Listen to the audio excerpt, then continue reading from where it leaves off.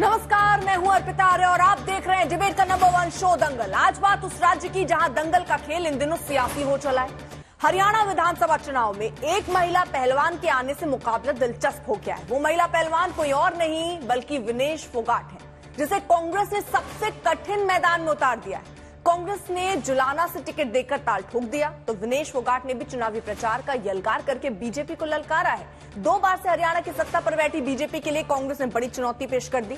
Jat vote bank को गोलबंद करने के लिए कांग्रेस ने विनेश फोगाट को उतारकर चुनावी मुकाबले को दिलचस्प बना दिया है। वहीं कांग्रेस ने रणनीति के तहत आम आदमी पार्टी से भी गठबंधन की खिड़की खोल रखी है। यानी कुल मिलाकर 10 साल से राज्य की सत्ता से बाहर कांग्रेस इस बार किसी भी हाल में सत्ता के समीकरण को बदलना चाहती है। लेकिन सबसे बड़ा सवाल है कि क्या बीजेपी हाथ पर हाथ धरे बैठी है? तो ऐसा भी नहीं है। बीजेपी भी सियासी गोटियां सेट करने पर लगी हुई है। बीजेपी इस बार हैट्रिक बनाने के साथ चाल चलती नजर आ रही है। ऐसे में सवाल है कि क्या बीजेपी हैट्रिक लगा पाएगी या फिर कांग्रेस का सत्ता का सूखा दूर हो सकेगा?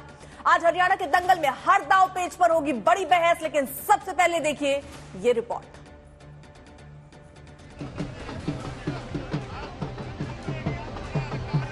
भले ही पहलवानी में विनेश फोगाट को महारत हासिल है, लेकिन चुनावी दंगल का दांव पेच आसान नहीं। कांग्रेस ने अपने इस पहलवान को उस मैदान में उतार दिया है जहां पिछले 14 साल से कांग्रेस के लिए सूखा है, यानी जुलाना विधानसभा चुनाव कांग्रेस 2005 के बाद नहीं जीत सकी है। लेकिन विनेश फोगाट के चुनावी मैदान में उतरने से हरियाणा की जुलाना सीट हॉट सीट बन गई है।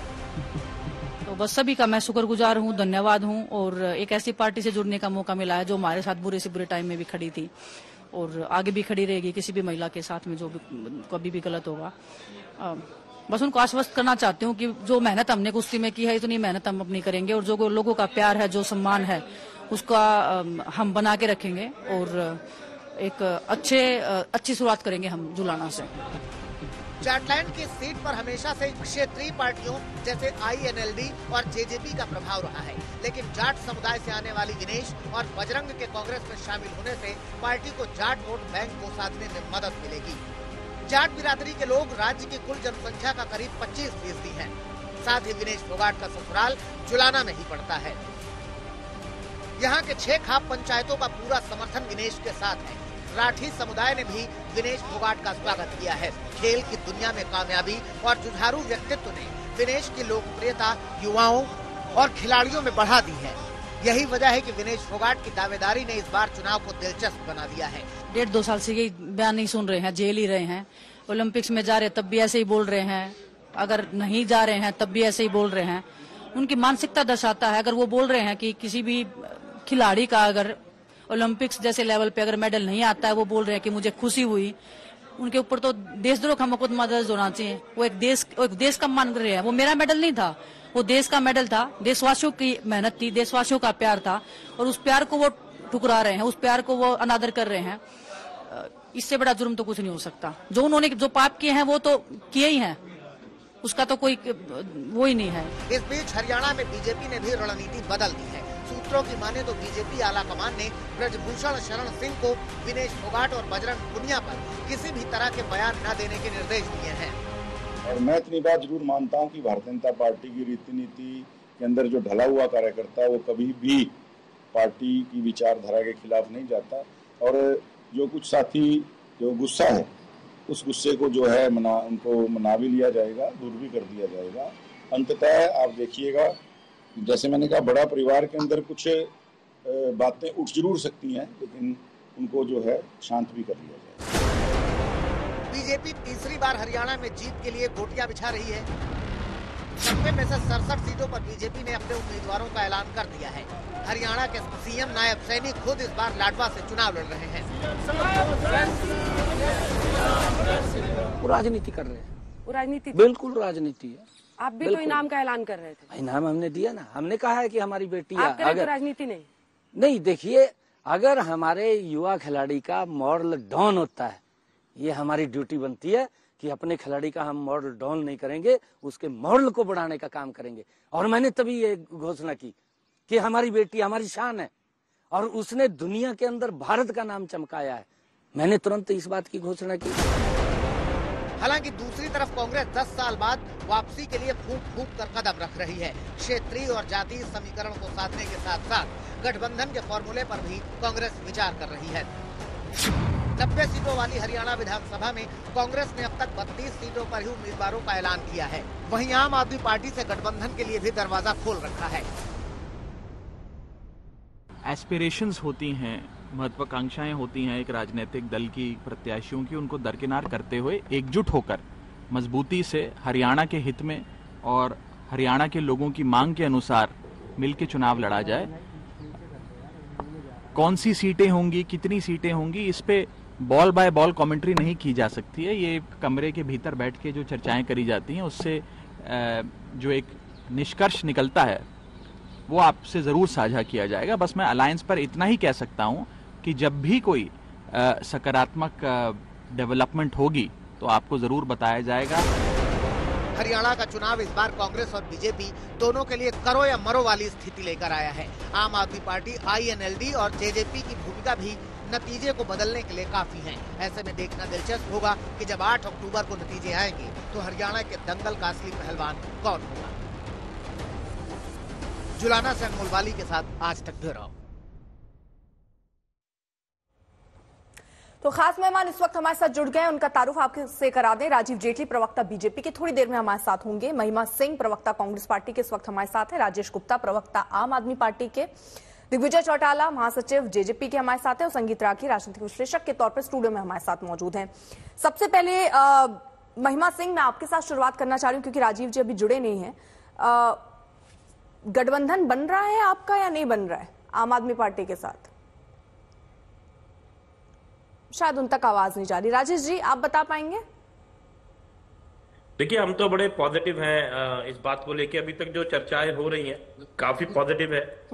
इस वक्त देश को जो जरूरत है कि जो तानाशाह सरकार केंद्र के अंदर बैठी हुई है और अपने विरोधियों को अपना दुश्मन बांध के जेल के अंदर बंद कर देती है, जो हमारे देश के जवानों को, हरियाणा के जवानों को नौकरी तो दे नहीं पा रही बल्कि इजराइल और फिलिस्तीन भेजने की बात करती है, जो अग्निवीर के अंदर लोगों को डाल रही है, पक्का नौकरी नहीं देती, हमारे खिलाड़ियों का मजाक उड़ाते हैं, हमारे देश की बच्चियों के साथ में दुर्व्यवहार करते हैं।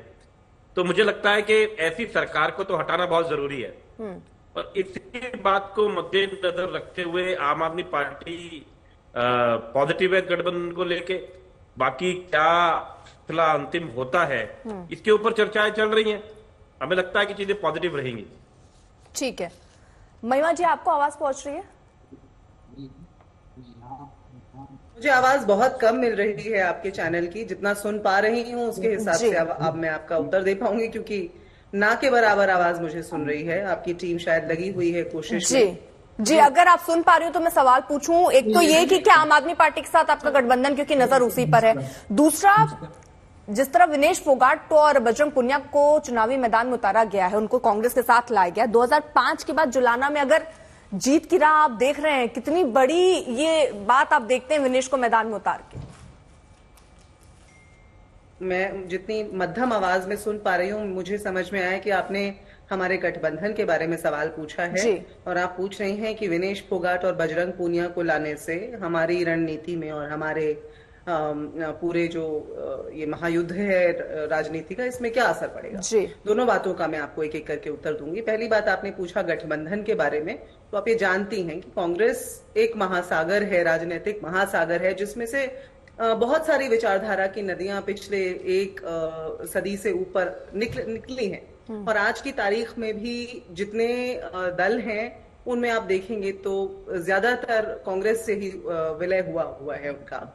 और आम आदमी पार्टी हो या समाजवादी पार्टी हो, इंडिया गठबंधन के हर दल के साथ मिलकर के संविधान के संरक्षण में खड़े रहने का, लोकतंत्र के संरक्षण में खड़े रहने का जो संकल्प कांग्रेस पार्टी ने लिया है, जो संकल्प कांग्रेस पार्टी ने लिया है, उस संकल्प के लिए हम कर्तव्यबद्ध हैं। लेकिन बहुत सारी चीजें देखनी पड़ती हैं, बहुत सारी बातों को ध्यान में रखना पड़ता है। जब एक रणनीति को बनाया जाता है तो उसके बाबत जो भी फैसला लिया जाएगा आप लोगों को सर्वप्रथम बता दिया जाएगा। बात अटकी कहाँ है आम आदमी पार्टी के साथ? दोबारा बोलिए। बात अटकी कहाँ है आम आदमी पार्टी के साथ? अभी तो चर्चाएं जारी हैं, अटकी है या नहीं अटकी है ये तो मैं समझती हूं कि उचित नहीं होगा कहना। अगर आप समझती हैं कि अटकी है तो हो सकता है आपके पास ऐसी कोई सूचना होगी, क्योंकि हमारी ओर से तो कांग्रेस अपने बलबूते पर इस चुनाव को जीतने की स्थिति में बनी हुई है पूरे तरीके से, क्योंकि ये जनता का चुनाव है, जनता के मुद्दों का चुनाव है और कांग्रेस एकमात्र आवाज बनी रही है पिछले 5 वर्ष से जो भाजपा जजपा की धोखाधड़ी वाली सरकार के विरुद्ध खड़ी रही थी। लेकिन आज जो बातचीत चल रही है वो इसलिए चल रही है क्योंकि जैसा मैंने कहा बहुत सारे फैक्टर्स होते हैं जिनको देखना होता है और उन सबको ध्यान में रखते हुए, सभी दलों के रुचि को भी ध्यान में रखते हुए, लेकिन सबसे ऊपर वोटर और मुद्दों को ध्यान में रखते हुए जो रणनीति बनाई जाएगी वो आप सब तक पहुंचा दी जाएगी। दूसरा कि आपने खिलाड़ियों के बारे में पूछा, इन खिलाड़ियों को किस तरह से भाजपा ने सड़कों पर, दिल्ली की सड़कों पर जहां एक तरफ संसद का उद्घाटन हो रहा था वहां इनको घसीटने का, रौंदने का काम किया, इनका किस तरह से अपमान किया गया हरियाणा की बेटियों का। और अभी हाल ही में जो साजिश रची गई हमारे प्रदेश की बेटी के खिलाफ एक अंतरराष्ट्रीय स्तर पर, उसे तो पूरे विश्व ने देखा। उसके बारे में मैं समझती हूँ राष्ट्रीय मीडिया में ही नहीं बल्कि अंतरराष्ट्रीय मीडिया में उसके ऊपर चर्चाएं हुई और बहुत ही मैं कहूंगी कि निंदनीय स्थिति थी वो, जब भारत सरकार एक स्टांस नहीं ले पाई और हमने देखा कि प्रधानमंत्री की तरफ से एक बयान भी नहीं आया। ऐसे में आज हरियाणा अपनी उस बेटी की तरफ देख रहा है जो अपने देश की बेटियों के संघर्ष को अंतर्राष्ट्रीय स्तर तक लेकर गई और आज वो अपने ससुराल, जहां उनका ससुराल है जुलाना, वहां से चुनाव लड़ने जा रही हैं। बजरंग पूनिया किसानों का नेतृत्व करने जा रहे हैं। मुझे लगता है कि इससे ज्यादा समुचित निर्णय आज के इस रणक्षेत्र में और कोई नहीं हो सकता था और इन दोनों निर्णयों का पार्टी को भारी लाभ मिलने जा रहा है, क्योंकि चाहे किसान हो, चाहे पहलवान हो, चाहे जवान हो, इन सबका अपमान करने का काम भाजपा ने किया। इन्हें सम्मान आज कांग्रेस ने दिया है, उसी सम्मान को बरकरार रखते हुए कांग्रेस को जिताने हरियाणा की जनता जा रही है। ठीक है राजीव जी, अब जब बात लाभ और हानि पर आई गई है तो आप कितनी बड़ी हानि के तौर पर इसे देखते हैं, जिस तरह जाट वोटर्स को रिझाने की यहां कांग्रेस पार्टी की स्ट्रैटेजी नजर आती है, वहीं दूसरी तरफ आपके अपने आप का साथ छोड़ते हुए चले जा रहे हैं, क्या वो भी आपको डैमेज कर जाएंगे? पहले तो मैं इस बात की बात करता हूं अर्पिता कि कितनी हानि होने वाली है। हानि भारतीय जनता पार्टी को और हरियाणा की जनता को नहीं होने वाली। हानि अगर किसी को होगी तो कांग्रेस पार्टी में ही दबे कुचले उस कार्यकर्ता की होगी, उस नेता की होगी जिनकी हैसियत इन्हीं की पार्टी में कुछ नहीं है। आप याद कीजिए, ये वही पार्टी है जिसने अपने प्रदेश अध्यक्ष को उठा करके मंच से नीचे फेंक दिया था, हाथ तोड़ दिया था उनका। आर्य महिमा जी। और हम थे भारतीय जनता पार्टी जिन्होंने अस्पताल में जाकर के देखा कि उनकी कैसे हालात हैं। कांग्रेस को तो एक नेता पूछने नहीं गया क्योंकि दलित समाज से आते थे वो। आज अगर कुमारी शैलजा जी की भी बात करें तो मुझे लगता है उनके अंदर मन में भी एक डर होगा कहीं हुड्डा साहब ना आ जाए गलती से, अगर वो आए तो मेरा जीना दुश्वार हो जाएगा। अगर हुड्डा साहब ने आना है तो उससे बेहतर भारतीय जनता पार्टी आए, क्योंकि भारतीय जनता पार्टी के अंदर दलित सुरक्षित रहता है, कमजोर वर्ग सुरक्षित रहता है, व्यापारी सुरक्षित रहता है, लोगों की थाने चौकियों में सुनवाई होती है। अरे इस प्रदेश को देखा लोगों ने, किसी की सुनवाई नहीं होती थी। ये तो बाहुबलियों की जिसे कहा जा सकता है सरकार माना जाता था। यहां तो लोग डरे रहते थे। पहली बार सिर उठा करके अगर किसी ने इस प्रदेश के अंदर चलना शुरू किया है तो भारतीय जनता पार्टी के सरकार के अंदर शुरू किया है। तो मुझे लगता है ये हानि जो है, अगर इस स्वप्न में भी मुझे लगता है इनके अपने ही कार्यकर्ता घबरा जाते होंगे जब वो सुनते होंगे कि हुड्डा साहब अपने आप को उम्मीदवार बता रहे हैं मुख्यमंत्री का। नहीं चाहिए। आप पूछ के देखिए, सर्वे करवा लीजिए कांग्रेस पार्टी के अंदर। अगर कांग्रेस पार्टी में जो दबा कुचला वर्ग है, जो छोटा वर्ग है, जो इनकी नजर में छोटा है, जो दलित है, जो सामान्य व्यक्ति है, वो घबरा जाता है ये सुनकर के कि कहीं वही सरकार तो नहीं आ जाएगी जो 2014 से पहले हुआ करती थी। तो वो नहीं चाहते ऐसी सरकार। तो मुझे लगता है सबसे बेहतर जो रिजल्ट आने वाला है वो हरियाणा प्रदेश की जनता के फेवर में आने वाला है। और हरियाणा प्रदेश की जनता कभी भी नहीं चाहेगी मेरे अधिकारों का दमन हो, कभी नहीं चाहेगी मैं उस भय के वातावरण में जीऊं। लेकिन राजीव जी एक बात बताइए मुझे, अगर आप ये कह रहे हैं कि आपकी सरकार ने बहुत अच्छा काम किया, सुनिए ना, आपने कहा आपकी सरकार बहुत अच्छा काम कर रही थी, जनता के बीच आप गए, आपके नेताओं ने बहुत अच्छा काम किया, फिर आपके नेताओं की टिकट कट जाते हैं। आपके मंत्रियों की टिकट कैसे कट गए? जब उन्होंने इतना अच्छा काम किया तो टिकट क्यों काट दिया फिर? नहीं, हमारी पार्टी के अंदर कोई जिसे कहा जा सकता है ना, हम स्टैब्लिश्ड नहीं करते हैं किसी को कि उसने सारी जिंदगी उसी ने ही राजनीति करनी है, उसी ने विधानसभा का चुनाव लड़ना है या उसी ने लोकसभा का चुनाव लड़ना है। हमारे यहाँ कार्यकर्ता होता है, नई पीढ़ी आती है, यूथ आता है, उसे मौका मिलता है। और दूसरी बात देखिए, अगर इतना जैसे आप देख रहे हैं, आप ही के चैनल पे हम बराबर देखते हैं कि लोग इस बात से दुखी हैं कि उन्हें टिकट क्यों नहीं मिली, क्योंकि उन्हें मालूम है भारतीय जनता पार्टी तीसरी बार सरकार बना रही है। और जब उन्हें मालूम है तीसरी बार सरकार बना रही है, तो हर किसी के मन में चाह होती है कि मुझे भी टिकट मिलनी चाहिए। तो ये बिल्कुल मैं कहता हूँ स्वाभाविक है, हर किसी के मन की इच्छा है कि मुझे टिकट मिलनी चाहिए।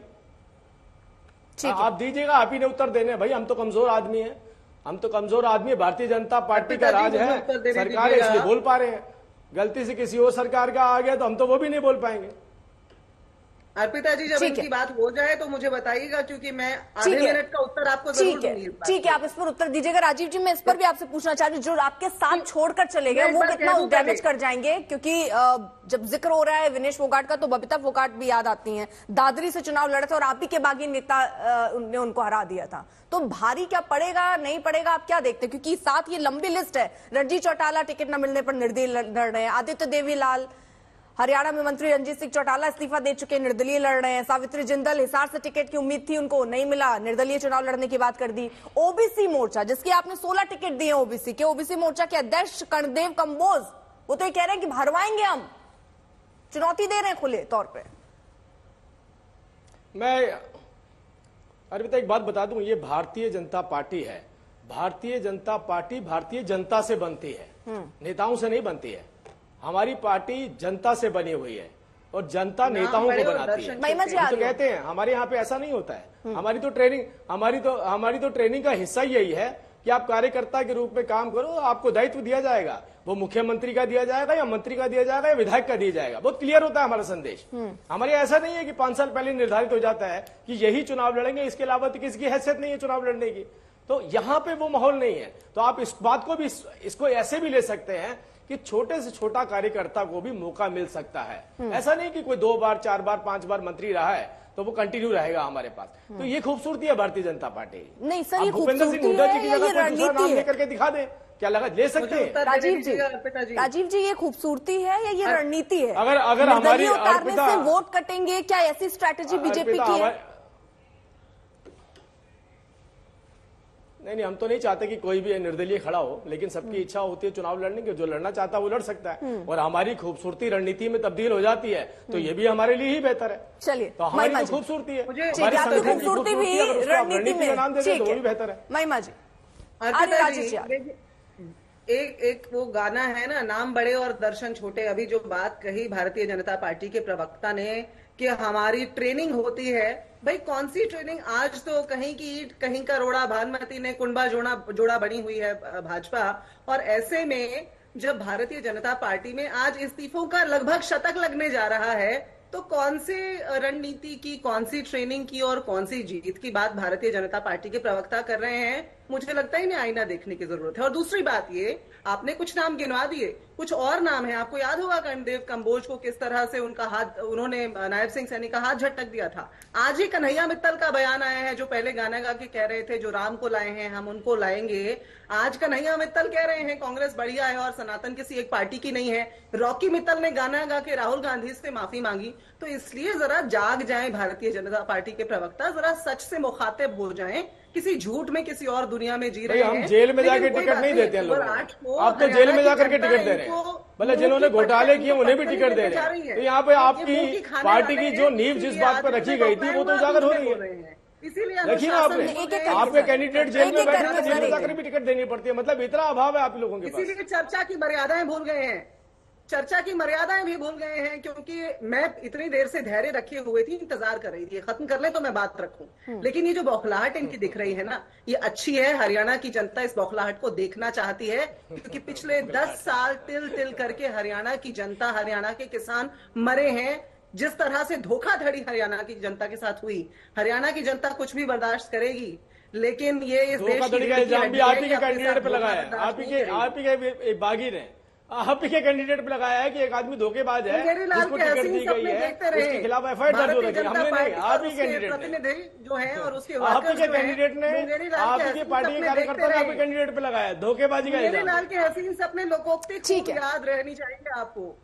ठीक है, ठीक है। मैं दिग्विजय चौटाला और संगीत रागी को भी चर्चा में जोड़ना चाह रही हूँ। दिग्विजय चौटाला, जिस तरह यहाँ रणनीति है, आपकी अपनी रणनीति क्या दिखती है? कौन किस पर कितना भारी, और आप बाद में परिणाम जब आ जाएंगे तब क्या हो सकता है आपकी रणनीति? आप किधर जा सकते हैं?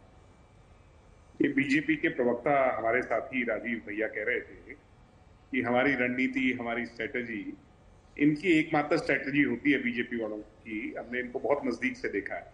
इनकी स्ट्रेटेजी होती है ईटिंग, मीटिंग एंड चीटिंग। ये ईटिंग, खाने पर मिलते हैं, मीटिंग करते हैं और सरेआम हर व्यक्ति के साथ चीटिंग करते हैं। इन्होंने हरियाणा की जनता के साथ चीटिंग की, हमारे साथ चीटिंग की, और आज इनके साथ चीटिंग हो रही है। बुरी तरह हरियाणा की भारतीय जनता पार्टी बिखर चुकी है। मनोहर लाल जी सेंटर में जाकर मौज लूट रहे हैं। नायब सिंह सैनी हरियाणा के चरणजीत सिंह चन्नी बन चुके हैं। हरियाणा लॉ एंड ऑर्डर में कोलैप्स कर चुका है। अगले बचे हुए 30 दिनों के अंदर बीजेपी का जो हाल होगा, और उससे डरी हुई कांग्रेस अपनी टिकटें घोषित नहीं कर पा रही है। कांग्रेस ने टिकटें घोषित की तो भूपेंद्र हुड्डा के खिलाफ जो बगावत शुरू हो गई, उसका हाल देख लीजिए। आप कहेंगे तो मैं आपको वीडियोस भेज दूंगा। और सच्चाई ये है कि जो बीज आप बोते हो, दोनों नेशनल पार्टीज के लोगों से कहूंगा कि रीजनल पार्टीज के खिलाफ जो षड्यंत्र आप लोगों ने रचा, अब वो जो है ना, आपको काटना खुद ही पड़ेगा। अब वो सही समय आ गया है। मैं बड़े विश्वास और भरोसे से कह सकता हूं, दुष्यंत चौटाला और चंद्रशेखर की जो हवा है वो आंधी का रूप लेकर हरियाणा में चलेगी और ज्यादा सीटें जीत करके हम सत्ता में हाथ। लेकिन आप ये नहीं बता रहे बातचीत हो रही है कि नहीं बंद दरवाजे से? आपने तो एकदम कटाक्ष कर दिया। ऐसा दिख रहा है कि कहीं रोशनदान या खिड़की भी नहीं खुली। बिल्कुल खुलेगी भी नहीं। अगर कोई ये सोचता है कि बीजेपी के साथ, वो कहते हैं दूध का जला हुआ छाछ को भी फूंक मार मार के पीता है। बीजेपी ने जो हमारे साथ धोखा किया, जनता के साथ धोखा किया पेंशन का, वो जवाब ये कभी दे नहीं पाएंगे। इन्होंने पिछली बार सरकार बनाई थी 5100 पेंशन, राजेश जी आ रहे हो, 5100 पेंशन क्यों नहीं कर पाए, इसका जवाब ये नहीं दे पाए। नहीं तो आप ये मतलब इस मंच से खुले तौर पर कह रहे हैं ना, आप अभी भी कोई बातचीत चल नहीं रही है और परिणाम आने के बाद भी कोई बातचीत नहीं चलेगी। मतलब आप बीजेपी के साथ तो नहीं जा रहे हैं और बाकी कांग्रेस पार्टी के साथ या किसी और पार्टी के साथ? कांग्रेस पार्टी के अंदर लीडरशिप का प्रारूप क्या होगा, दूसरी किसी पार्टी के अंदर किसको कितना मत मिलता है, ये भविष्य में तय हो। अच्छा। मगर भारतीय जनता पार्टी के साथ हमारा 5 साल में 4.25 साल का अनुभव, वो एक कड़वा अनुभव है और मेरे हिसाब से अगर हम उनके साथ जाएंगे तो हम बहुत बड़ी गलती करेंगे। ठीक है राजेश जी, महिमा जी राजेश जी के बाद आ रही हूँ। महिमा जी, राजेश जी से एक रिएक्शन ले लूं। संगीत रागी जी को भी मैं चर्चा में नहीं जोड़ पाई हूँ, प्लीज।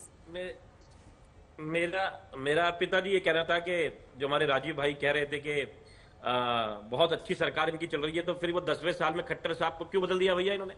ये कहते हैं कि हमारी ट्रेनिंग बहुत अच्छी होती है, तो ट्रेनिंग इतनी अच्छी होती है तो एक बात बताओ कि राव इंद्रजीत सिंह जी को आपको क्यों लेना पड़ा था और इस बार आपने नवीन जी को क्यों लिया, नवीन जिंदल साहब को? एक सीट पे जिसपे हम लड़ रहे थे, पक्का जीतने वाले थे, तो आपने धन और बल नवीन जी का ले लिया और छल बीजेपी का था ही। सिर्फ 29,000 वोटों से सिर्फ आप जीत पाए और आप कहते हो कि हरियाणा के लोग डर रहे थे। नवीन भाई, मेरे पिताजी हरियाणा से आते थे, मैं तो दिल्ली का 2 बार का विधायक हूं सौभाग्य से, लेकिन मैं आपको एक बात बता दूं, हरियाणा के लोग किसी से डरते नहीं है। किसी की गलतफहमी होगी जो सोचता होगी हरियाणा का आदमी किसी से डरता है। वो लठ लेके खड़ा हुआ है। जब वो किसान के रूप में मोर्चे पे खड़ा था तब भी खड़ा था, आपने देख लिया। वो अपनी बेटियों के लिए खड़ा था तब भी खड़ा था। और यही वजह है कि अब की बार आपकी सरकार को पूरी तरह के 4-5 जैसे पहले हुआ करते। ठीक है, मैं इसमें महिमा जी भी जोड़ रहे हैं, उसके बाद आप रिएक्शन दे लीजिएगा। महिमा जी जल्दी 10 सेकंड में। देखिए 10 साल पहले जब दुष्यंत चौटाला और उनकी नई बनी हुई पार्टी को हरियाणा ने मौका दिया था, तो भाजपा के विकल्प के तौर पे मौका दिया था। मैं बीच में नहीं बोलती हूँ, इसलिए अपेक्षा करती हूँ कि कोई भी बीच में न बोले, क्योंकि वरना ये चर्चा जो है एक माहौल बन जाती है और जनता इसका लाभ नहीं उठा पाती है। मुझे लगता है सबको अनुशासन बरतना चाहिए। तो हरियाणा की जनता के साथ धोखाधड़ी करने का काम, किसान आंदोलन को बीमारी बुलाने का काम, किसानों की खिलाफत, पहलवानों की खिलाफत करने का जो काम जजपा ने किया, उसी का नतीजा ये लोकसभा चुनाव में मिला। 84% पर सिमट कर रह गए। 0.84% पर इन्हें सिमटा दिया। इस बार जमानतें भी बचा लें तो गनीमत होगी। 1987 में पीछे घूम रहे थे हमारे हुड्डा साहब के और हमारे नेताओं के। ठीक है, एक करके तो आज खिसियाने दिल्ली खंभा नोच है। कुछ डिसम्बलर वोट ही आए थे, उसके बाद क्या कांग्रेस कभी दोबारा रिपीट हुई ना? 0.84% पर सिमट जाने के बाद भी ये बड़ी हिम्मत की बात है, और अच्छा हिम्मत बनी रहनी चाहिए। हिम्मत लोकतंत्र के लिए अच्छी होती है, लेकिन आज की सूरत जननायक जनता पार्टी की खिसियानी बिल्ली खंभा नोचे वाली है। ये भारत का, हरियाणा का बच्चा बच्चा जानता है। हरियाणा की लेंथ एंड ब्रेड्थ ये बहुत विरोधाभास जैसी स्थिति वैसी बन गई है। दिग्विजय चौटाला ने सीधे तौर पर तीर चलाए बीजेपी पर, महिमा जी ने तीर चला दिया जेजेपी पर। वो आपके लिए थोड़ा सा सॉफ्ट थे, लेकिन आपने तीर चला दिया उन पर। ठीक है, मैं छोटा सा रिएक्शन राजीव जी। ठीक है मैम प्लीज। ठीक है राजीव जेटली जल्दी से रिएक्शन संगीत राजीव का जा रहे सर। ठीक है दिग्विजय चौटाला जी प्लीज। आपको हरियाणा के बारे में हमें सिखाओगे? अरे ठीक है सर। राहुल गांधी हरियाणा के बारे में क्या जानता है? एक दफे रोहतक के अंदर सोनिया गांधी आई थी और किसान की फसल पर उड़े पड़ गए थे। तो सीख ले पहले, राजनीति करने से पहले कहा था कि आज तो बड़ा सुहाना जबान को संभाल करके बात करें। राजीव जी एक छोटा सा रिएक्शन में चर्चा में जोड़ लूंगी। ठीक है दिग्विजय चौटाला जी। ठीक है, ऐसे पर्सनल अटैक किसी पे नहीं कीजिए प्लीज। ये आप रोक लीजिए जी, मैं रोक रही बात है। ये जनता के समय का दुरुपयोग है आपको हरियाणा में। आप ठीक है दिग्विजय जी रुक जाइए। दिग्विजय जी प्लीज अपनी अपनी बारे में सर, ये तरीका नहीं होता चर्चा का सर, ये नहीं होता चर्चा प्लीज। देखिए 2024 का यदि आप चुनाव देखेंगे तो 2024 के चुनाव में भी विधानसभाओं के यदि आंकड़े को यदि ब्रेक करके देखते हैं तो भारतीय जनता पार्टी 44 सीटों पर विजयी रही है लोकसभा चुनाव में। तो भारतीय जनता पार्टी के लिए वो इतनी मुश्किलें नहीं है जितना कि ये विपक्ष के लोग उन्हें बता रहे हैं। दूसरी बात, हरियाणा के अंदर कांग्रेस पार्टी जो है पहले अपनी खेमाबंदी ठीक कर ले। शैलजा जी की अपनी खेमाबंदी है, हुड्डा जी की अपना खेमा है, रंजीत सुरजेवाला जी का अपना है, और तीनों एक दूसरे को निपटाने में लगे हुए हैं। तो उस निपटाने से कितना होगा मुझे नहीं मालूम है कि वो कितना इकट्ठा होकर के इस बार भी चुनाव लड़ पाते हैं या नहीं। आम आदमी पार्टी कोई बहुत बड़ी भूमिका में हरियाणा के चुनाव में है ऐसा मैं नहीं मानता। लोकसभा चुनाव के अंदर पहले वो 7 भी चुनाव लड़ करके देख चुके हैं, कुरुक्षेत्र में भी लड़ करके देखे थे, उनके हाथ में कुछ भी नहीं आया। इससे पहले वो 2019 में चुनाव लड़ करके देखे हैं, उनके हाथ में कुछ भी नहीं आया। तो आम आदमी पार्टी और कांग्रेस पार्टी के बीच में जो रिश्ता है आज के दिन में सीटों के नेगोशिएशन पर संभव नहीं हो पा रहा है, क्योंकि आम आदमी पार्टी जो है वो 50 सीटें मांग रही है, और 50 सीटों पर मांगने का मतलब है कि आदमी हमेशा ज्यादा मांगता है, लेकिन कांग्रेस पार्टी देने के लिए कितने तैयार है? 10 सीट से ज्यादा तो कांग्रेस पार्टी देने के लिए तैयार ही नहीं है आम आदमी पार्टी को। ऐसी स्थिति में क्या सीटों का निगोशिएशन इनके बीच में होगा? अच्छा, वो और साथ आ जाते हैं तो क्या फर्क पड़ेगा? मुझे लगता है साथ आ जाने पर भी आपने देखा होगा कि लोकसभा चुनाव में कोई बहुत बड़ा अंतर तो नहीं आपको देखने को मिला। तो इसलिए मुझे नहीं लगता है, क्योंकि 1 से 3% के बीच में वोट जो है वो आम आदमी पार्टी का हरियाणा के अंदर है। तो ये कितना बड़ा परिवर्तन ला देगा उनके आम आदमी पार्टी के साथ आ जाने से मुझे नहीं। हालांकि कॉन्स्टिट्यूएंसी छोटी छोटी है तो हो सकता है कहीं 1-2 सीटों पर असर डाल सके, लेकिन इससे बहुत ज्यादा आम आदमी पार्टी असर डालने के लिए मैंने उसकी उतनी हैसियत नहीं है। यही कारण है कि कांग्रेस पार्टी भी जो है वो जानबूझ करके उनके साथ समझौता करने में हार्ड बार्गेन कर रहा है। एक और बात जोड़ देना चाहता हूं, हरियाणा की जो पॉलिटिक्स है, कांग्रेस की पॉलिटिक्स यदि आप देखेंगे, चाहे वो भजन लाल बंसीलाल से रहे, ये पूरे हमेशा जाट का प्रयोग किया है वहां की राजनीति में। चूंकि अकेले जाट 25% के आसपास पॉपुलेशन है, तो वो पूरा वहां की राजनीति को डोमिनेट करते रहते हैं। भारतीय जनता पार्टी ने सभी समुदायों को वहां साथ ले चलने की कोशिश की है, जाटों को भी साथ लेने की कोशिश की है, नॉन जाटों को साथ लेने की। ये जो बार बार कहा जा रहा है ना कि भाई विनेश फोगट महिलाओं का सम्मान, अभी केरला में एआईसीसी की एक मेंबर थी, उन्होंने कहा कि कांग्रेस पार्टी के अंदर यदि टैलेंट से आप नहीं बढ़ सकते हैं, यदि आपको बढ़ना है तो आपको कंप्रोमाइज करना पड़ेगा, लोगों को ये करना पड़ता है। आपको अपने कहीं ना कहीं कॉस्टिंग कॉच की बात उन्होंने की, और उस महिला को आप जाकर के उसमें इन्वेस्टिगेशन किए बगैर आपने 6 साल से पार्टी से बाहर निकाल दिया। ये कांग्रेस पार्टी जब बार बार महिलाओं के सम्मान के बारे में बात कर रहे हैं, तो आपके अपने नेता जो एआईसीसी की मेंबर रही हैं, केरला के अंदर प्रेस कॉन्फ्रेंस करके कह रही हैं कि महिलाओं को यहां कंप्रोमाइज करना पड़ता है बड़े नेताओं के साथ, केंद्र के नेताओं के साथ और केरला के नेताओं के साथ। उनका प्रेस कॉन्फ्रेंस खत्म नहीं होता है, आप उसमें उनकी बातों को तवज्जो न दे करके इन्वेस्टिगेट करने के बजाय आप उनको बाहर निकाल दें। प्रियंका चतुर्वेदी क्या कर रही थी कि महिलाओं का सम्मान नहीं है।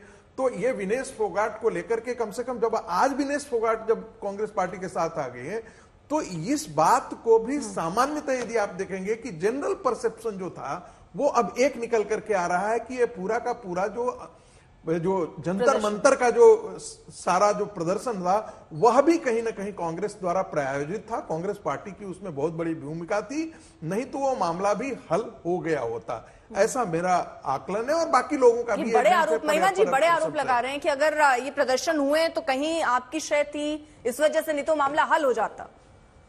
एक बात और अग्निवीर के बारे में मैं एक जिक्र कर देना चाहता हूं। देखिए, पूरी दुनिया की आर्मी जो है आज के दिन में जिस प्रकार से यंग आर्मी, आप आर्मी को आप एक सामान्य नौकरी की तरह आप नहीं देख सकते हैं कि 50 साल तक नौकरी दिया गया या नहीं दिया गया।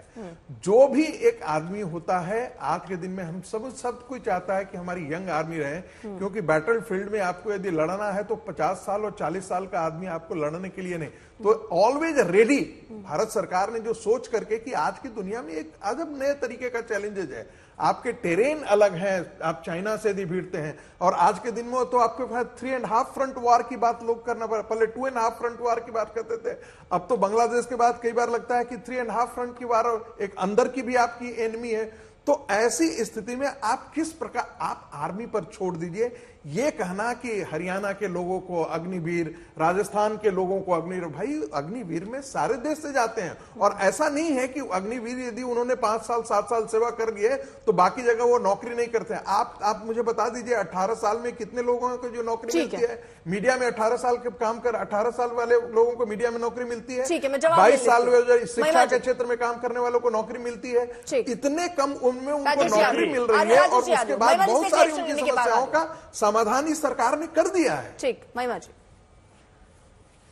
आपके चैनल की तरफ से आज ऑडियो को बार बार, मुझे मालूम नहीं है छेड़ा जा रहा है या कुछ और तकनीकी समस्या है, क्योंकि बार बार आवाज बिल्कुल कम हो जाती है, मैं सुन नहीं पाती हूँ। अभी जो महोदय बोल रहे थे उनका ज्यादातर वक्तव्य मैं नहीं सुन पाई। अभी आपके सवाल पूछने के बाद पूछना चाहती हूँ, ये हर बार हर चीज में साजिश क्यों लग जाती है आपको? किसने कहा आपसे साजिश है? आपने ऐसे कहा कि ये हो जा रहा है या कर दिया जा रहा है। मैंने आपको एक मेहमान के तौर पर अपने चैनल में बुलाया है। नहीं तो ये आपका कहना ही ये डाउट पैदा करता है, मैं उस पर पूछ रही हूँ। हर चीज की 2 एंगल क्यों देख लेती हैं आप? टेक्निकल इश्यू है मैम, हो सकता है, लेकिन आप उसको ऐसे देख रही हैं कि कहीं हम जानबूझ के, अगर हमें ऐसे करना होता तो हम आपको चैनल पे नहीं बुलाते मैम, ना आपका ओपिनियन लेते। मैं बता देती हूँ तो प्लीज हर चीज में 2 चीज मत ढूंढा कीजिए मैम, प्लीज। डांट मत लगाइए, मैं क्लास में प्लीज करके बात कर रही हूँ, प्लीज करना। कब डांटना हो गया मुझे बता दीजिए। मेरे माँ बाप ने प्लीज करके कभी मुझे डांटा नहीं, ये प्लीज करके मैं आपसे रिक्वेस्ट कर रही हूँ। सुन लीजिए, ठीक है महिमा जी, ठीक है, चर्चा पे लौट जाते हैं। मैं एक चीज क्लियर करना चाहती थी महिमा जी, ठीक है, इसको नहीं बढ़ाते, अब नहीं बढ़ाते मैम। अब आप इस पर जवाब दीजिए। वो ये कह रहे हैं कि पहलवानों को लेकर, महिमा जी वो ये कह रहे हैं, मैं सवाल दोहरा देती हूँ, शायद आप तक आवाज नहीं पहुंची हो। संगीत रागी जी ये कह रहे हैं कि पहलवानों का जिस तरह ये पूरा आंदोलन चला, हो सकता है कि उनको लगता है कि कांग्रेस पार्टी का श्रेय था। अब जब वो आप दोनों बजरंग पुनिया और विनेश आपकी पार्टी में आ गए हैं, नहीं तो वो समस्या हल हो सकती थी, लेकिन उस हल नहीं करने दिया गया। कांग्रेस के सपोर्ट की वजह से चीजें बनी और यहाँ पे बन नहीं पाई। सबसे पहले तो आपकी टीम का शुक्रिया, क्योंकि मेरे और आपकी इस वार्तालाप के बाद वॉल्यूम फुल कर दिया गया है, बहुत शुक्रिया। दूसरी बात, अब मुझे आपकी आवाज ठीक से आ रही है और आपके पैनल की आवाज भी ठीक से आ रही है। दूसरी बात ये, अभी आपने जो सवाल दोहराया, देखिए व्यक्ति जैसा खुद होता है, जैसा उसका चरित्र और व्यक्तित्व होता है, वैसा ही उसको दिखाई देता है, क्योंकि कहते हैं संसार एक आईना है। साजिश करने वाले लोग और साजिशकर्ताओं के समर्थक जो विश्लेषक का मुखौटा पहनकर आते हैं, उन्हें हर चीज में साजिश ही नजर आती है और आएगी, क्योंकि जो साजिश इस बार पेरिस में हुई ना, वो पूरे विश्व को नजर आई। तो इसलिए अगर उन्हें साजिश नजर आई है, मैडम पेरिस में कोई साजिश नहीं हुई है। यदि आपको इतनी जानकारी नहीं है तो व्यक्तिगत टिप्पणी बंद कर दीजिए। और पेरिस में यदि आप साजिश देखते हैं तो आपकी बुद्धि पर हमें तरस आती है। आज के दिन में विनेश फोगाट ने भी ऐसी कहने की हिम्मत नहीं जुटाई कि हमारे साथ साजिश हुई है, और कांग्रेस पार्टी का प्रवक्ता राष्ट्रीय चैनल पर आकर के कह रहा है कि उनके साथ साजिश हुई है। तो ये बता रहा है कि आपकी प्रज्ञा और बुद्धि आपकी व्यक्तिगत कैसी है। ठीक है सर, उनको बोलिए। मुझे अर्पिता खेद है कि आपके चैनल के ऊपर जिस तरह की हल्की बातें करने वाले व्यक्ति क्या हल्की बातें? आपने हल्की बातें की, व्यक्तिगत टिप्पणी से आपने शुरुआत की। संजीदा किरदार होता है, विश्लेषक का किरदार बड़ा संजीदा होता है, दोनों पक्षों को संतुलन से देखता है, लेकिन इनकी जो बातें हैं वो भगवा रंग में रंगी हुई हैं, फिर भी आप इन्हें विश्लेषक बताती हैं, बड़ी दुख की बात है। और मैंने जैसा कि कहा कि साजिश करने वालों को साजिश नजर आती है, वही नजर आ रही है इनको। हमने जो हरियाणा में किया है, और आप इन्होंने अभी थोड़ी देर पहले कहा ना, बाहुबली की बात थोड़ी देर पहले भाजपा की प्रवक्ता ने की थी। इनके एक बाहुबली यहां आकर के प्रचार करना चाहते हैं, जिनके ऊपर आरोप लगे हुए हैं, जिनके खिलाफ एफआईआर करने में 6 महीने लग गए थे, वो आकर प्रचार करें। बड़ा धन्यवाद होगा उनको, क्योंकि फिर डबल मार्जिन से जीतेंगे विनेश फोगाट। आज तक विनेश फोगाट ने क्यों नहीं कहा कि उनके खिलाफ साजिश हुई है पेरिस में? सुनेंगे विनेश फोगाट क्या बोलती है, तब तो समझ में आएगा ना। नहीं मैम, आप एक तरफ कह रही हैं जो साजिश करते हैं उनको साजिश दिखता है, फिर आप ये भी कह रही हैं कि वहां बड़ी साजिश हुई। नहीं, तो इसका मतलब तो आपके दिमाग में ही सबसे बड़ा साजिश है। कांग्रेस पार्टी तो सबसे बड़ा साजिश करता है। जो कांग्रेस जिसके साथ साजिश हुआ है वो नहीं कह रहा है कि हमारे साथ साजिश हुआ है, लेकिन कांग्रेस पार्टी के प्रवक्ता और उसके नेता कह रहे हैं उसके साथ साजिश हुआ है। आप मुझसे सवाल पूछ रही हैं, तो उत्तर ले लीजिए। आप पूछ रही हैं कि मुझे साजिश दिख रही है। जरा आप जितने तमाम बड़े अखबार है ना, Dainik Bhaskar, Indian express, the Hindu, उनमें बड़े बड़े विश्लेषकों की, सही मायने में जो विश्लेषक हैं उनकी रिपोर्ट्स उठाकर पढ़िए। किसी विश्लेषक ने नहीं कहा है, आप एक बता दीजिए। किसी विश्लेषक ने नहीं कहा है, नेताओं ने कहा है। दोनों के बीच में अंतर है। नेताओं का स्टेटमेंट, ये देखिए, ये जो बौखलाहट, भाजपा वाली बौखलाहट नीचे लेवल में भाजपा वाला लगा ले तो अच्छा रहेगा जनता के लिए, आपके लिए नहीं। लेकिन मैं एक बात ये कह दूं अर्पिता कि उनको 50 केजी में जो कंटेस्ट करने के लिए अंतिम पंघाल को बीच में लाया, वो पूरी कॉन्स्पिरेसी दोबारा नहीं बताना चाहती मैं। हाँ। लेकिन जो बीच में एक एडहॉक कमेटी बनी थी, उस एडहॉक कमेटी ने विनेश फोगाट से वायदा किया था, जब विनेश फोगाट के पांव में चोट लगी हुई थी, ये कहा था कि ये चोट ठीक हो जाने के बाद ट्रायल दोबारा से होगा और उसके बाद तय किया जाएगा अंतरराष्ट्रीय स्तर पर 52 केजी में कौन प्रतिनिधित्व करेगा देश का। लेकिन उस वादे से वो एडहॉक कमेटी बाद में मुकर गई, क्योंकि वादे वादे तो तोड़ने के लिए ही होते हैं भाजपा में। तो इसलिए ये जो पूरा का पूरा जो षड्यंत्र पूरे देश भर ने, विश्व भर ने उसका आकलन किया। महिमा सिंह नहीं कह रही, कांग्रेस पार्टी नहीं कह रही, लेकिन आप उस आकलन को पढ़ लीजिए, बड़ी बड़ी रिपोर्ट्स पढ़ लीजिए, ये समझ में आ जाएगा, ये स्पष्ट हो जाएगा। बहरहाल आज आपकी चर्चा हरियाणा के ऊपर है। ठीक है राजेश जी, ये पहलू इसलिए लाना पड़ा क्योंकि ये बात हुई। ठीक है राजेश जी, मेरा ये कहना है, संगीत रागी मेरे बड़े भाई हैं और मुझे तो बड़े अच्छे लगते हैं वो, लेकिन बहुत सारे सचमुच टीवी चैनल्स पे उन्होंने मेरे साथ डिबेट करी है और एज अ आरएसएस समर्थक करी है। मुझे लगता है उसमें क्या दिक्कत है, उनकी आरएसएस में मैं एक पॉलिटिकल साइंस का प्रोफेसर हूं और मेरा आरएसएस की तरफ इंक्लिनेशन है। अब कोई जरूरी थोड़े है कि नक्सलवादी का आपके समर्थक नक्सलवादी आकर के आपको समर्थन करते हैं, आपको बड़ी मुश्किल नहीं होती है।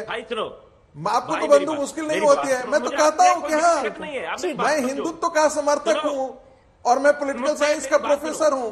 आप मुझे बोलने की आजादी नहीं है क्या?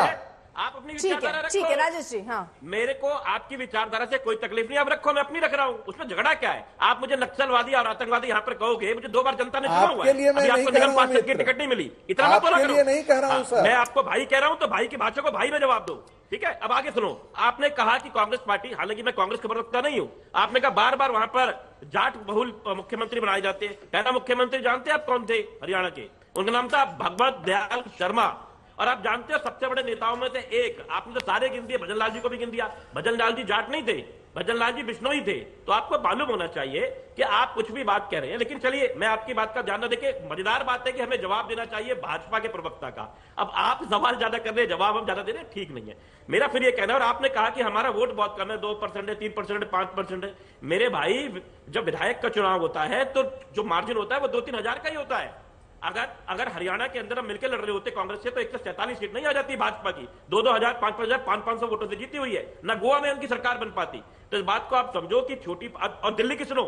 अच्छा ठीक है राजेश जी, ये तो बताइए कितनी सीटें आप डिमांड कर रहे हैं, कितनी सीटों पर सहमति बनी, कहां पेच फंसा हुआ है, कब तक ऐलान हो जाएगा कि गठबंधन हो रहा है या नहीं हो रहा है? मुद्दा तो यही है ना सर।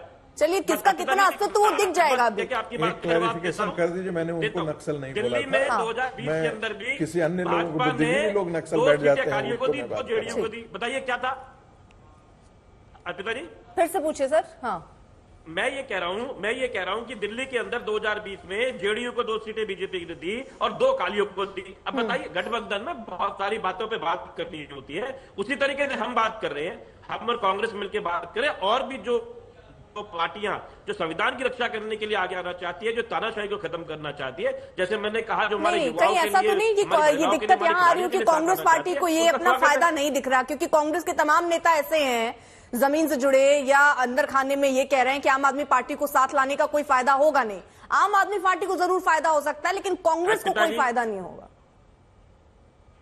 अर्पिता जी, परसों ही हमारे सीएम जो पंजाब के उन्होंने करी है, 10 लाख हमारे पास में वहां पे रजिस्टर्ड कार्यकर्ता है आज की डेट में, हर सीट के ऊपर हमारे आदमी। आप देखिए, सिर्फ 29,000 वोटों से हमारी सीट रह गई, जो मैंने आपको बताया, जब नवीन जी सब कुछ लेके आ गए, नवीन जिंदल जी। तो ये बातें करना कि कुछ नहीं है कुछ नहीं है, वो तो देखो एंड में ही पता लगता है। अगर ये बताइए, मेरा यही कहना है कि किसी को भी हल्के में लेना नहीं चाहिए, और ये इनको अगर हटाना है तो कितनी सीटों पर आम आदमी पार्टी अपने कैंडिडेट उतारेगा?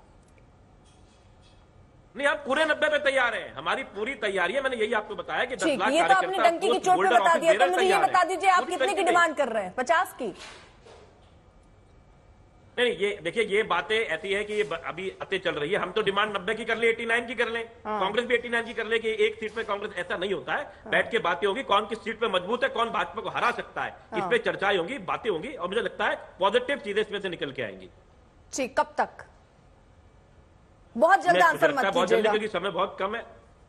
नहीं, बहुत लेट नहीं करेंगे, बहुत जल्दी करेंगे। मुझे लगता है सबसे पहले आपका चैनल बहुत तेज है, तो आज तक पे सबसे पहले आ जाएगा, अर्पिता जी को सबसे पहले पता लगेगा। बिल्कुल राजीव जी एक छोटा सा रिएक्शन। राजेश जी, लेकिन मैंने आपको नक्सल नहीं बोला था, मैंने दूसरे के लिए बोला था कि बहुत सारे विश्लेषक ऐसे आते हैं जिसका बैकग्राउंड नक्सल है।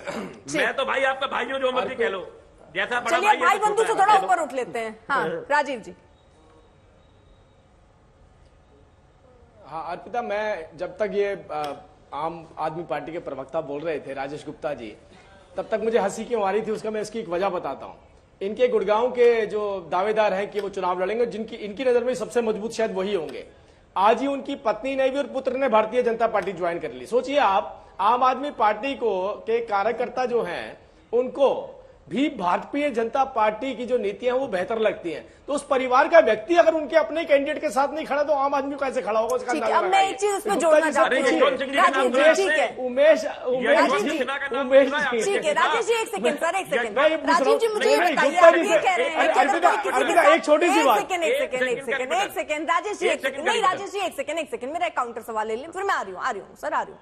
राजीव जी, अगर आप ये कह रहे हैं कि अगर कोई इंसान नीतियों से खुश नहीं तब दूसरे का दामन थाम रहा है, अरे आप कितने नेता चले गए, मैंने पहले आपको गिना दिए सारे नेताओं के नाम, यानी वो बीजेपी की रणनीतियों और उनके जो भी आपके फैसले उनसे संतुष्ट नहीं है इसलिए जा रहे हैं, उनको कहीं और दिख रहा है कि वहां बढ़िया हो रहा है मामला, आप तो यही कह रहे हैं ना फिर?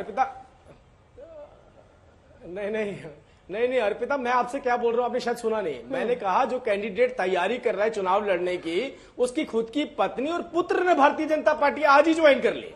तो सोचिए, जिनको अपने पति पर विश्वास नहीं है कि ऐसी पार्टी के साथ चल रहे हैं जो हरियाणा के अंदर ना तो खड़ी हो सकती है ना बैठ सकती है। मैं अब दूसरी बात पे आता हूँ, अब मैं दूसरी बात पर, ठीक है गुप्ता जी, अरे उमेश जी की बात करिए ना, आप ही कैंडिडेट है। अब मुद्दे की बात है, सुनिए, मुद्दे की बात है। देखिए ये हंसी मजाक चलता रहेगा, लेकिन गंभीरता भी रखनी बहुत जरूरी है।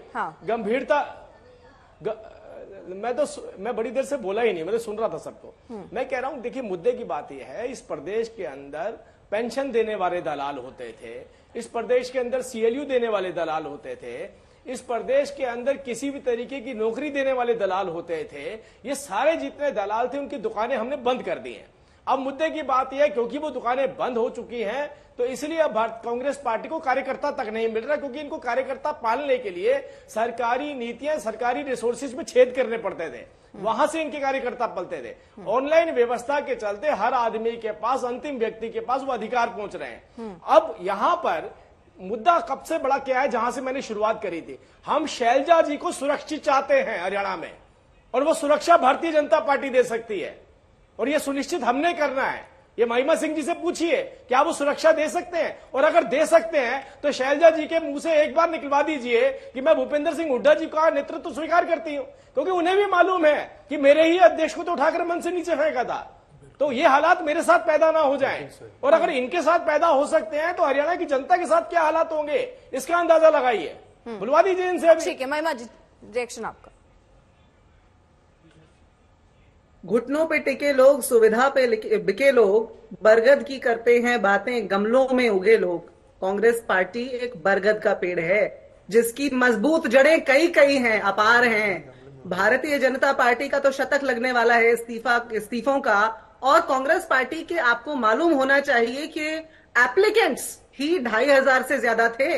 एप्लीकेशन फीस के साथ एप्लीकेशन भरने वाले एक एक सीट से 80-80, 100-100 एप्लीकेंट हैं, और आज वो सारे जैसे ही टिकटों की घोषणा हो गई अपने अपने क्षेत्र में जाके बिल्कुल पार्टी के प्रति पूरे डिवोशन के साथ, पूरे सम्मान और सद्भावना के साथ जाकर लग गए हैं रण क्षेत्र में लड़ाई लड़ने के लिए भारतीय जनता पार्टी की कुरीतियों के खिलाफ, कुनीतियों के खिलाफ। भारतीय जनता पार्टी अभी भी नींद से जाग जाए, वरना बहुत बड़ा झटका लगने वाला है भारतीय जनता पार्टी को। ऐसा झटका लगेगा कि उसके बाद संभल भी नहीं पाएंगे। हाँ ठीक है, दिग्विजय जी एक छोटा सिलेक्शन। राजेश जी आ रही हूँ। गुस्से में मत आइए, गुस्से में। ठीक,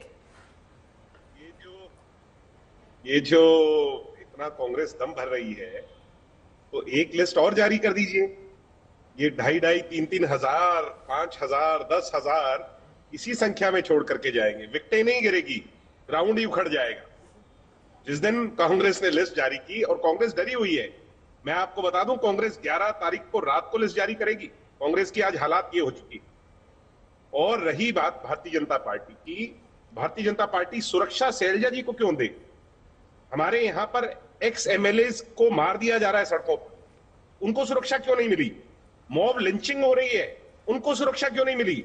सिर्फ शैलजा जी जो कि privilege Rajya Sabha member of parliament हैं, उनको सुरक्षा देते हैं आप लोग। लोकसभा सड़कों पर दिन दहाड़े कत्ल हो रहे हैं, उनको सुरक्षा नहीं दी जा रही। मुझे उत्तर देने दीजिएगा। एक छोटा सा रिएक्शन जरा ले लो। 1 मिनट, राजेश जी बोलना उत्तर।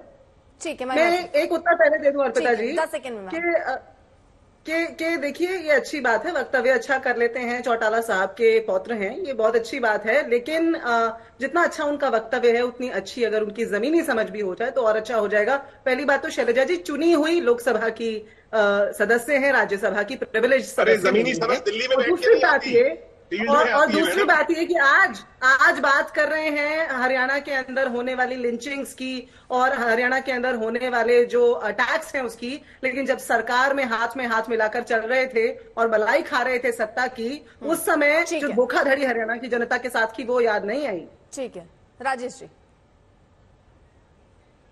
मैं एक ही बात कहूंगा, आपने मुझसे पूछा जब दुष्यंत चौटाला हरियाणा में सत्ता के पार्टनर थे। एक सेकंड सर, एक सेकंड गुप्ता साहब, एक सेकंड प्लीज, मैं रिक्वेस्ट कर रहा हूं। ये जो अभी मैम इतनी बड़ी बड़ी बातें कह रही है, मैं एक बात कहना चाहूंगा। दुष्यंत चौटाला जब हरियाणा में पार्टनर थे तो हरियाणा के अंदर एक बहुत बड़ी घटना होने जा रही मेवात के अंदर, और दुष्यंत चौटाला ने एक नारा दिया था, जय हरियाणा जय मेवात, और इनको कह दिया था भारतीय जनता पार्टी के सहयोगियों को कि अगर मोनू मानेसर को जेल में नहीं डालोगे तो आपकी सरकार औंधे मुंह गिर जाएगी। मोनू मानेसर जो कल्पना नहीं कर सकता था उसको भी कोई जेल में डालेगा, दुष्यंत चौटाला ने जेल में डलवाया था और मेवात के सम्मान को रखा था। आज ये बातें करना बहुत आसान है, दिल्ली के एसी के कमरों में बैठकर बातें नहीं होती। हरियाणा को जमीनी हकीकत जानना है तो हरियाणा में आना हो। ठीक है, वो बार-बार ये बता हरियाणा की बेटी हूँ, हरियाणा की जमीन पर बैठी हूँ, हरियाणा की बेटी हूँ और हरियाणा की जमीन पर बैठी हूँ। ठीक है, मैं याद दिला दूं प्लीज, उनका भी एक रिएक्शन किसान आंदोलन को बीमारी बोलने वाले यही लोग थे। ठीक है राजेश, किसान आंदोलन को बीमारी बोलने वाले यही लोग थे। ठीक है राजेश जी। पिताजी जिस मेवात की बात चौटाला साहब ने करी, लेकिन उसके पास चौटाला साहब तो बोलने दो यार। ठीक है, एक एक करके चौटाला साहब। हाँ चलो ठीक है, आप लोग आपस में मैच आप तो हमारे पुराने पार्टनर हो